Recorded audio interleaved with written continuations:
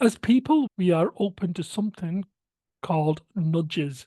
So, open to nudges, and this is basically creating a choice in a predictable way. So, you can see here two forms once again. One on the left hand side, can you see the email and the offers are ticked already? One on the right isn't ticked, so the customer has to tick it. I think obviously depending on which part of the world you're in and countries, I think there may be legal implications to what you can have pre-selected and what you can't have pre-selected. But I just wanted to give you a simple example of how nudges work.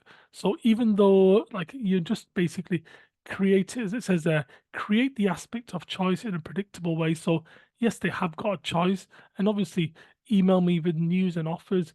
The wording is also important because if you're going to say, uh, tick this box to receive oh, regular emails from us. Okay, that's what, but the word offers is selected. I mean, offers isn't it as well? So you think, oh God, I don't want to miss out. So you're most tempted to click it, I mean, select it. But you can see there just the idea of the nudge. Other things that we look at is losing out. So, yes, it looks like a nice car, doesn't it? So, one of the things you need to think or know is that losing out feels two times more than a gain. So what we mean by that is the feeling of gaining something is outweighed by two times against the feeling of losing out on something. So obviously think about this when you're pricing. Don't tell people how much they're going to make or how much they're going to gain. Talk about how much they're going to lose if they don't. The reason I've selected this vehicle here and this image is because it relates to a salesman's strategy. Basically, this is a roundabout story. I mean, I heard it a few times, but anyway, just this is to give you an idea. Basically, there was a luxury car dealership, I should say, and there the person who owns it said to the workers, "If you sell 10 cars, you get this Ferrari. So if you sell 10 cars, you get a Ferrari." And this was almost like their sales target for every 3 months.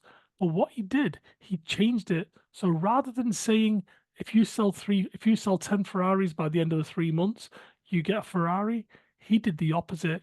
He gave them the Ferrari and said, if you don't make 10 sales in the first 3 months, I'll take it back from you.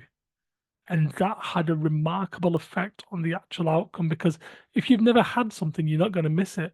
But if someone gives you a Ferrari and says, you've got 10 sales for every 3 months, and if you don't do it, I'll take the car back, then you don't want to lose it. Where if someone says, if you make them 10 sales over 3 months, you're like, well, if I do, I do. If I don't, I don't. If I do, yeah, it'll be great. But we just don't want to lose it. So always say that's why I like to use this picture. Put yourself in that position. Every time you think about the customer, make sure the customer can feel that they don't want to lose out on what you're providing. Obviously, what you're providing is a good, respectable, and well thought out product that is useful to the customer.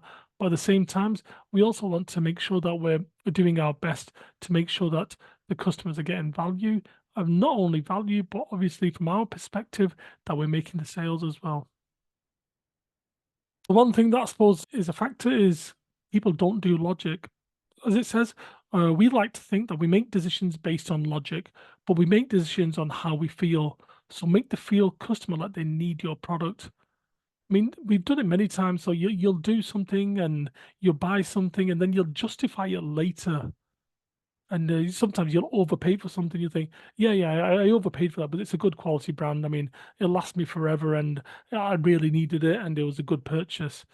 But at the time, we're making decisions not based on logic, we're based on decisions and how we feel. Maybe we're out somewhere and we buy something that's quite expensive that we weren't going to buy. But remember, how did it make us feel? And what did it make us think?